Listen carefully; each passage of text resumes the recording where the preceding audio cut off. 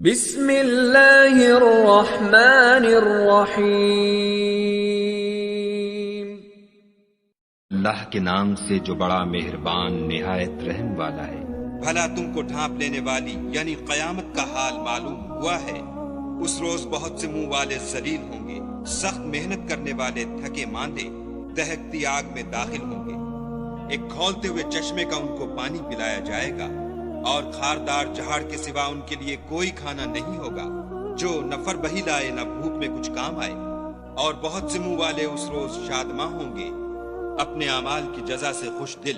بہشت بری میں وہاں کسی طرح کی بکواس نہیں سنیں گے، اس میں چشمے بہ رہے ہوں گے، وہاں تخت ہوں گے اونچے بچھے ہوئے، اور آپ خورے قرینے سے رکھے ہوئے، اور گاؤ تکیے قطار کی قطار لگے ہوئے، اور نفیس مسندیں بچھی ہوئی۔